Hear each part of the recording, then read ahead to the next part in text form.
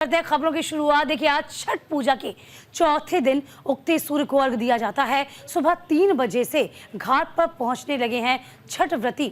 तो छठ घाटों पर श्रद्धालुओं का सैलाब मानो उमड़ पड़ा। पारण के साथ महापर्व का समापन होगा। लोक आस्था के महापर्व छठ का चौथा और आखिरी दिन है। छठ व्रती आज उगते सूर्य को अर्घ देंगे। सुबह 3 बजे से ही आपको बता दें कि गंगा घाटों पर छठ व्रतियों के पहुंचने का सिलसिला शुरू हो गया था। पारण के साथ ही इस महापर्व का समापन भी हो जाएगा। इसके पहले महापर्व के तीसरे दिन व्रतियों ने अस्ताचलीगामी सूर्य को अर्घ दिया। इस दौरान पटना के अलावा बक्सर, वैशाली, मुजफ्फरपुर, मुंगेर, भागलपुर में छठ घाटों पर व्रती और श्रद्धालुओं से भारी भीड़ आपको नजर आई होगी। कई लोगों ने घरों की छतों और तालाबों में छठ पूजा मनाई।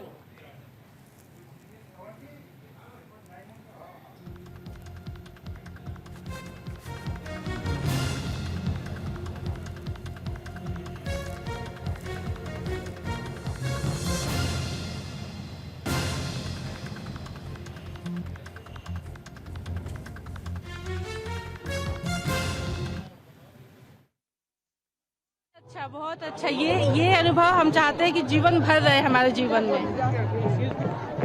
बताइए, क्या नाम है आपका? मेरा नाम नीलम है। कहाँ से आए आप लोग? हम तो बिहार के ही, मतलब यूपी के हैं। हम लोग के यहाँ वो ये महापर्व मनाया जाता है और 36 घंटे का व्रत रहता है और मैं भी एक व्रती हूँ। हमको बहुत अच्छा लगता है ये पर्व करके और ये हम लोग का मतलब सौभाग्य की बात है कि मतलब हमारा घर हमारे बिहार का ये अच्छा पर्व है।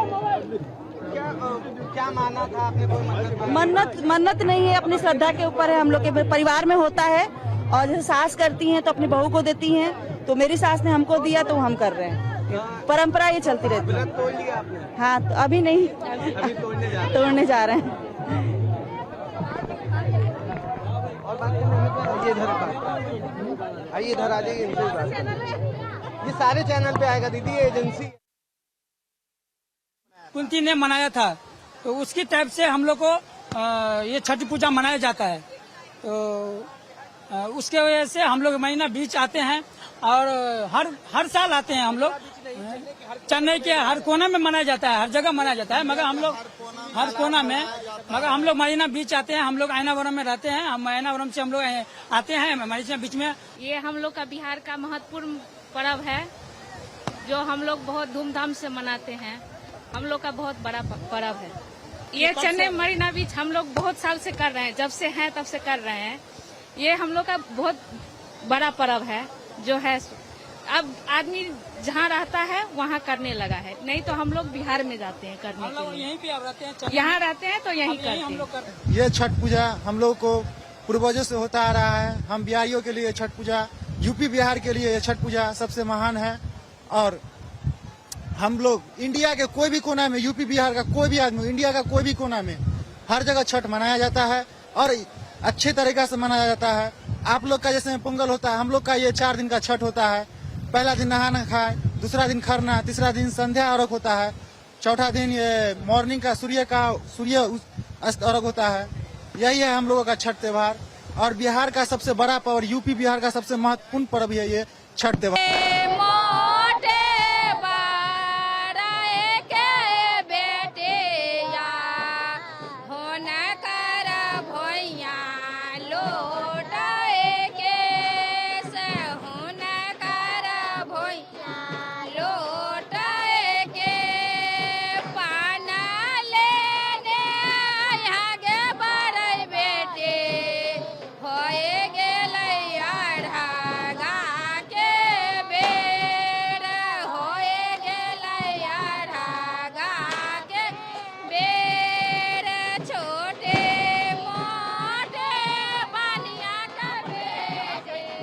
केलवा के पात पे उगे लंग सूरज देव झाके झूके, एक करेलू छठ बरतिया से झाके झूके, एक करेलू छठ बरतिया से झाके झूके।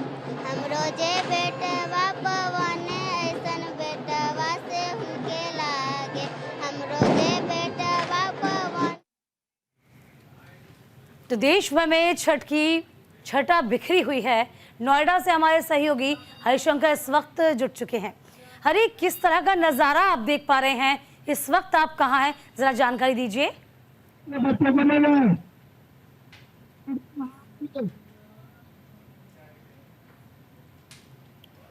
जी बोलिए, जी बोलिए बोलिए।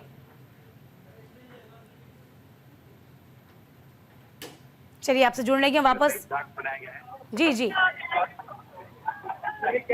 ये कृत्रिम घाट बनाया गया है जहाँ पर ये 140 फीट और लंबा है और 40 फीट चौड़ा है और 2.5 फीट गहरा है। मेरे पीछे आप ये देख सकते हैं कि यहाँ पर लाखों की संख्या में जो भीड़ मौजूद है, ये सारे श्रद्धालु जो है यहाँ पर सूर्योदय के समय अपने सूर्य भगवान को अर्घ देने के लिए आए हैं, उनकी उपासना करने के लिए आए हैं, अपने उपासना कर रहे हैं। और लगातार आप देख सकते हैं कि जो ये संख्या है, भारी संख्या है, यहाँ पे छठ बंदियों की जो संख्या है वो कुंड के अंदर है। और मैं आपको बताना चाहूंगा, कुंड के अंदर जलाशय में तकरीबन 10 से 15 क्विंटल के आसपास जो है फूल की वर्षा की गई थी। और इसके साथ साथ आप चारों तरफ ये नजारा देखेंगे कि अपने अपने जो पूजा स्थल है वहाँ पे लोग मौजूद है और वहाँ से वो वेदी बनाकर पूजा करने के बाद जो अपना पूजा की सामग्री है, जो खाद्य सामग्री जिसमें वो पूजा करते हैं, जो खाने की चीजें जो जिनके वो पूजा करते हैं, जो वो पूजा करके सूर्य भगवान को चढ़ाते हैं। धरती के सारे फल होते हैं, माना जाता है कि इन फलों को चढ़ाने के बाद, सूर्य भगवान को अर्घ देने के बाद उनकी सारी मनोकामनाएं पूरी होती हैं।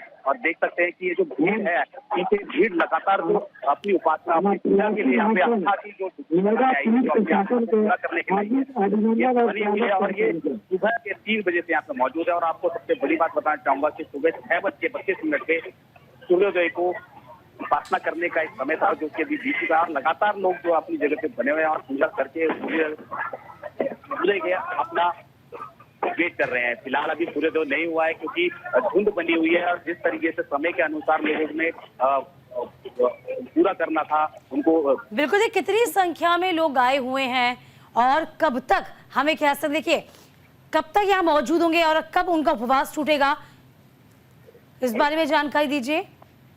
जी बिल्कुल, सुबह के 6:32 पर सूर्योदय का समय था जो कि बीत चुका है, लगभग आधे घंटे से ऊपर हो चुका है समय। और अभी लोग बने हुए हैं यहाँ पर घाट पर और अपने अपने तरीके से पूजा कर रहे हैं। और लोग घाट पर पहुंचने के बाद जिस तरीके से जो उपासना करते हैं, जो पूजा करते हैं, वो लगातार कर रहे हैं। फिलहाल अभी सूर्योदय नहीं हो पाया है क्योंकि जो प्रदूषण है और कुछ जो धुआं है, जो धूल है, उसकी वजह से भी थोड़ी सी दिक्कत आ रही है। क्योंकि कई जगह पे सूर्योदय का सही समय था, जो सही समय है 6:32 का था। और अभी भी लगातार जो है पूजन सामग्री के साथ जो श्रद्धालु है यहाँ पे बने हुए हैं लाखों की संख्या में।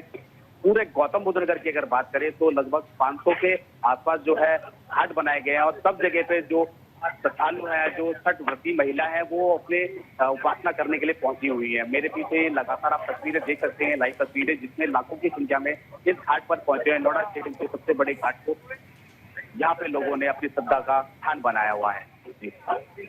बिल्कुल, देखिए मनोज सूर्यवंशी भी हमारे साथ जुड़ चुके हैं फरीदाबाद से। मनोज, जरा आप जानकारी दीजिए, आप बताइए किस तरीके से छठ की छठा बिखरी हुई है, कहाँ मौजूद हैं आप?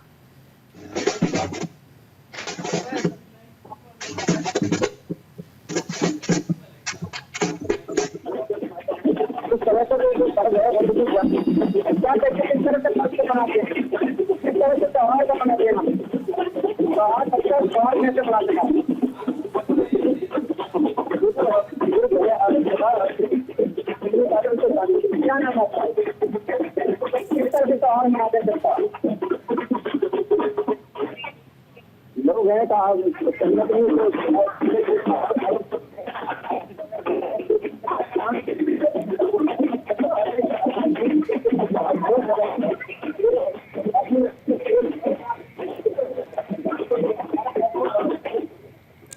देखिए आनंद भी हमारे सहयोगी लगातार दिल्ली से इस वक्त मौजूद हैं। आनंद, जरा आप बताइए किस तरीके से छठ का जो पर्व है, आज उगते सूर्य को अर्घ दिया जाना है, जाहिर सी बात है पूरा इस वक्त देश में भक्तिमय माहौल नजर आ रहा है, वहां का क्या कुछ नजारा? बिल्कुल दीपिका, मैं अगर बात की जाए छठ की तो छठ पे मैं इस वक्त खड़ा हूँ ITO घाट पर। आप देख सकते हैं तमाम व्रतियों का निकलने का सिलसिला शुरू हो चुका है। दरअसल अगर आज के आप दिल्ली की बात किया, दिल्ली NCR में जो पॉल्यूशन है वो इस कदर बढ़ चुका है कि आप अगर पानी की बात की जाए तो नदी की बात की जाए तो यमुना प्रदूषित है, जिसके बाद वहाँ पर छठ पर्व को लेकर बैन कर दिया गया था। और हवा का यानी एयर क्वालिटी इंडेक्स का आलम यह है कि वो इतना ज़्यादा धुंध हो चुकी है या कहें पराली जलाने के बाद धुआं हो चुका है कि सूर्य को निकलने में अभी तक विलंब हो रहा है। दरअसल जो समय सूर्य का निकलने का होता है वो बहुत देर पहले ही निकल चुका है, लेकिन धुंध जो पराली जलाने के बाद धुआं दिल्ली एनसीआर में आया है वो इस कदर बड़ा हुआ है कि अभी तक सूर्य देवता निकल नहीं पाए हैं। लेकिन तमाम समय को समझते हो, अब देखिए तमाम श्रद्धालुओं का निकलने का सिलसिला शुरू हो चुका है। तो कहीं ना कहीं तमाम सवाल है दिल्ली वासियों के, प्रशासन से लेकर तमाम चीज़ों को, जिसको लेकर चीज़ें आज हैं। अगर आप आईटीओ की बात करें, सबसे प्रमुख घाटों में से एक है, लाखों की संख्या में श्रद्धालु यहाँ आते हैं। एक श्रद्धालु हमारे साथ भी हैं। क्या नाम है आपका? सर मेरा नाम रितेश कुमार है। रितेश भाई, ये बताइए कि आज इस वक्त उगते सूरज को अर्घ्य दिया जाता है, कितना महत्वपूर्ण है ये?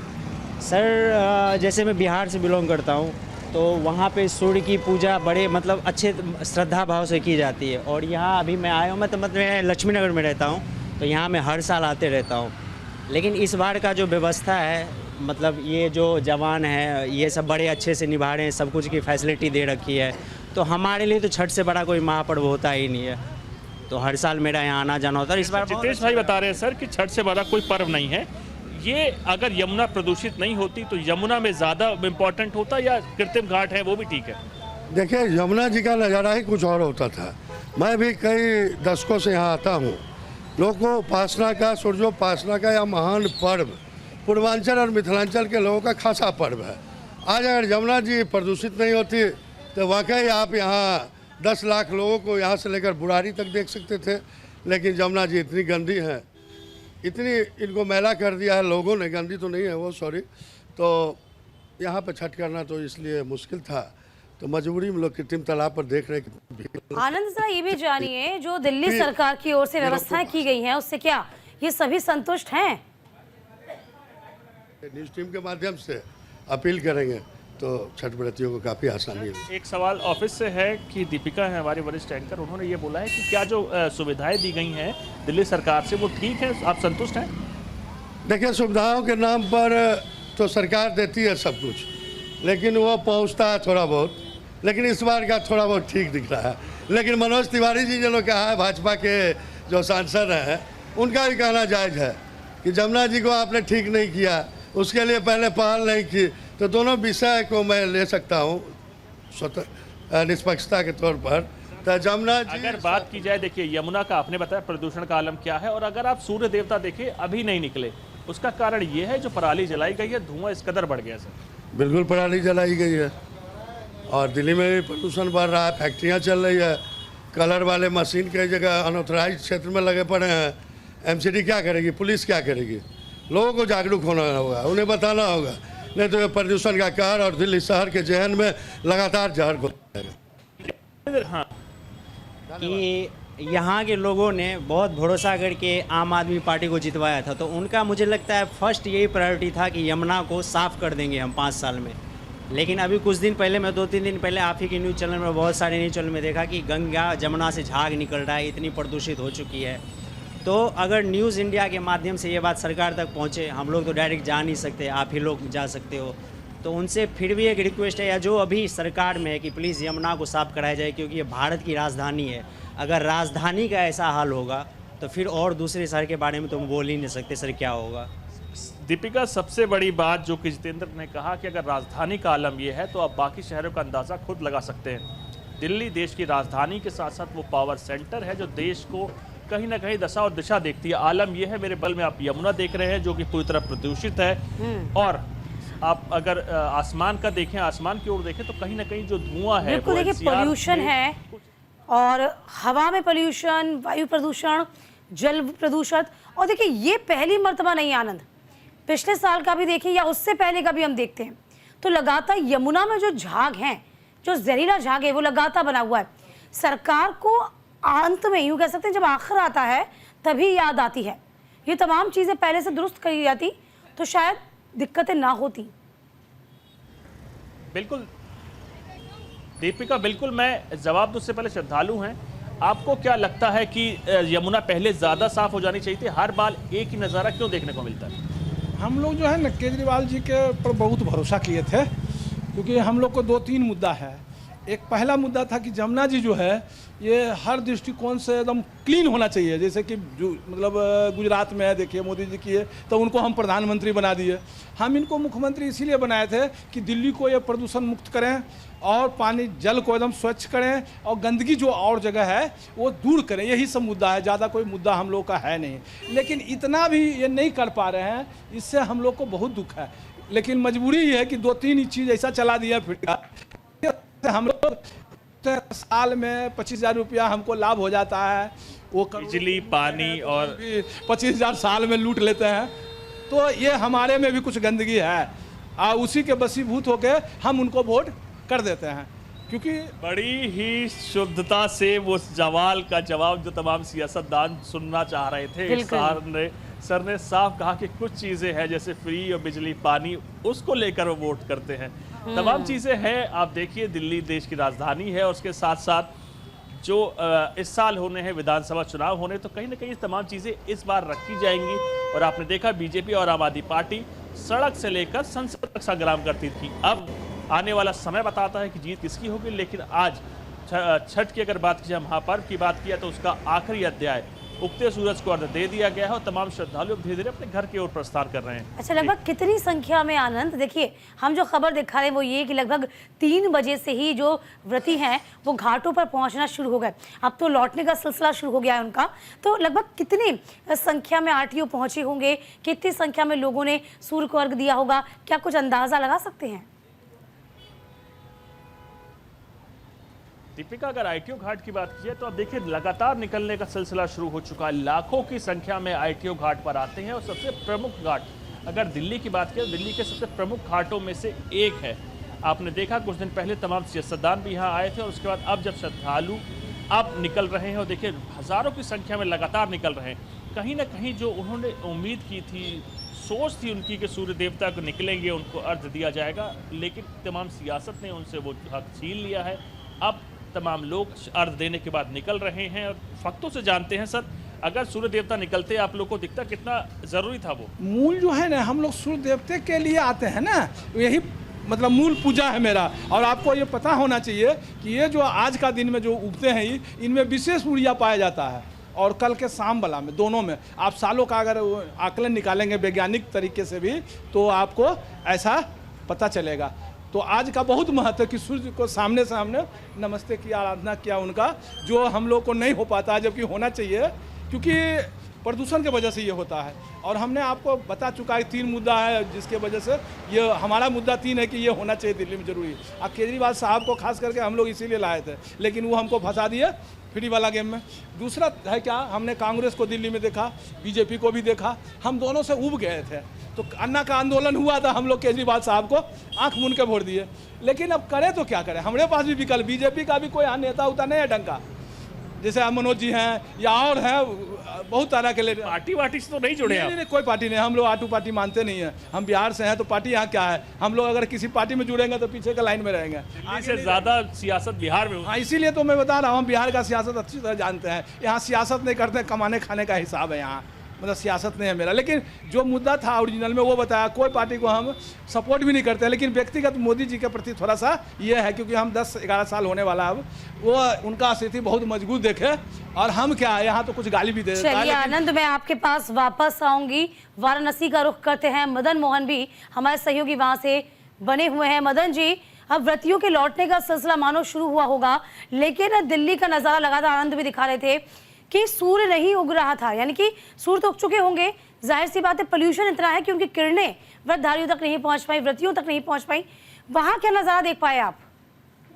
देखिए, बिल्कुल अगर कहा जाए तो यहाँ तो मौसम एकदम साफ है और सूर्य का उदय हुआ। सूर्य का उदय होने के बाद जो है कहा जाए भगवान भास्कर को जो है जो है अर्घ दिया। और यहाँ पे आप तस्वीर में अपने इसमें दिखा सकते हैं कि यहाँ पे जिस समय पे मौजूद हूँ, यहाँ पे जो भी व्रतधारी थे लगभग जो है यहाँ पर लगभग खाली हो चुका है, यानी कि अर्घ देने के बाद जो है लोग चले गए हैं। जो लोग बाद लेट से थोड़ा आए थे वो लोग अभी यहाँ पे मौजूद हैं और वो देख सकते हैं कि लगातार अर्घ देने का कार्य जो है चल रहा है। जिस तरह से पहले अगर हम बात करें कि जिस तरह से घाटों की जो व्यवस्था थी, जो दुर्दशा पहले थी, तो बाद में जो है कहा जाए तो नगर निगम प्रशासन के द्वारा जो है ये देखिए कि टेम्पोररी जो है घाटें बनाई गई, जिसमें कि जो व्रतधारी जो महिलाएं थी उनको जो है कुछ सुविधाएं हुई। क्योंकि अगर इसके पीछे की अगर हम बात करते हैं तो लगभग 12 फीट जो है उसमें वो गड्ढा था, जिसमें जो है वो व्रतधारी महिला को काफी तकलीफ होती है, कोई ना कोई घटना जो है घटित हो सकती थी। तो कल जो है खबर चलने के बाद न्यूज इंडिया चैनल पे जब खबर चलाई तो प्राथमिकता के बाद जो है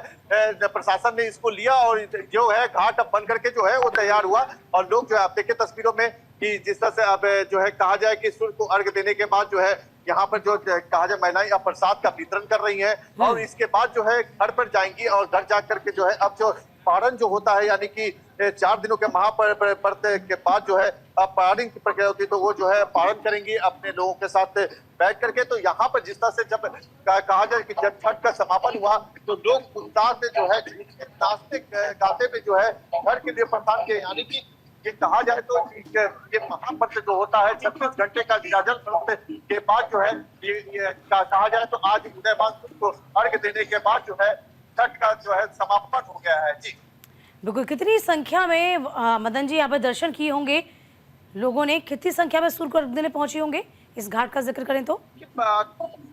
देखिए दीपक, बिल्कुल ये बात हम करते हैं वाराणसी की, तो वाराणसी के 84 घाट है और 84 घाटों पे लगभग हजारों की संख्या में घाट पे लोग जो है लगभग 3 बजे से जो लोग जो है आना शुरू हो गए थे। और जैसे कहा जाए तो 6:15 बजे जो है उदय का टाइम जो बताया गया था उस टाइम के समय जो है अर्घ उसमें दिया गया। उसके बाद फिर लोग जो है अब कहा जाए अर्घ देने के बाद जो है प्रसाद का जिस तरह से वितरण हो रहा है उसके बाद लोग जो है अपने घर की ओर जो है अब जा रहे हैं। तो काफी जो है उत्साह के साथ जो है छठ महापर्व जो मनाया गया। और खास करके अगर हम बात करें तो बिहार से ये उठा हुआ छठ जो है अब कहा जाए पूर्वांचल के साथ साथ देश और विदेशों में भी जो है इसे उत्साह के साथ मनाया जाता है। तो तस्वीरें जो है वाराणसी के साथ साथ जो है अन्य देशों में अन्य राज्यों में भी जो है ये देखने को मिलेगी। हर जगह पे जहाँ घाटों की अगर हम बात करते हैं तो हर घाट की स्थिति यही थी कि हजारों की संख्या में लोग जो है अपने परिवार के साथ जो है यहाँ पे मौजूद थे। और इसमें बिल्कुल जाहिर जी, आस्था का महापर्व है और देश भर में हर्षोल्लास है।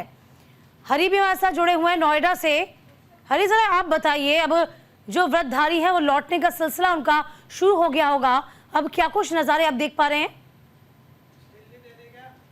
बिल्कुल, आप देख सकते हैं श्रद्धालु है 7 बजे के बाद सूर्योदय हुआ है और सूर्य भगवान को अपनी उपासनाओं को अर्घ दे करके अपने घर के लिए प्रस्थान कर रहे हैं। और पीछे आप मेरे देख सकते हैं कि ये जो संख्या है, भारी संख्या में लोग अभी भी जो कुंड में मौजूद हैं, कुछ उसमें आता के डुबकी लगा रहे हैं, बच्चे बूढ़े नौजवान जितने भी लोग हैं वो सब वहाँ डुबकी लगा रहे हैं। और सबसे बड़ी बात मैं आपको बताना चाहूंगा विशेषकर कि ये जो संख्या है यहाँ पर, ये संख्या सिर्फ एक घाट में नहीं, यहाँ के गौतम बुद्ध नगर के कई ऐसे कृत्रिम घाट बनाए गए हैं जो हजारों की संख्या में लोग वहाँ पर।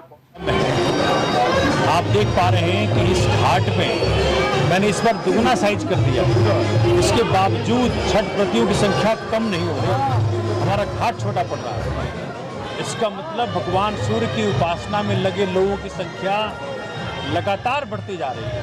ये बहुत शुभ है कि भगवान सूर्य की उपासना में लोग लग रहे हैं।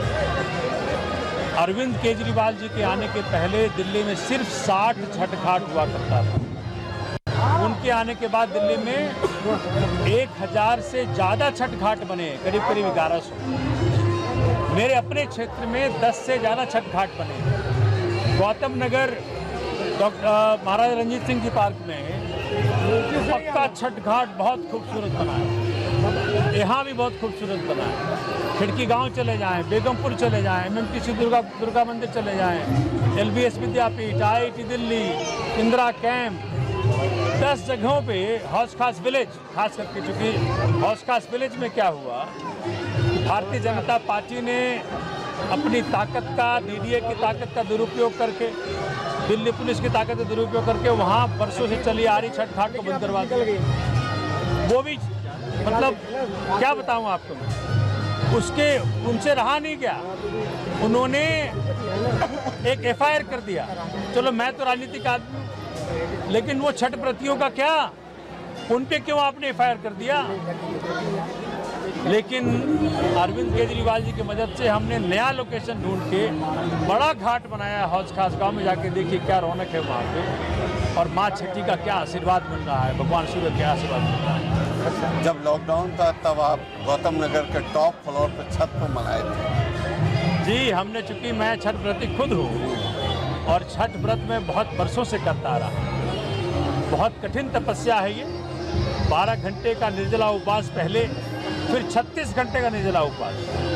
हिंदू धर्म में इससे बड़ा निर्जला उपवास कहीं नहीं होता। तो भाजपा छठ का विरोध करके आज हिंदू धर्म का विरोध कर दिया।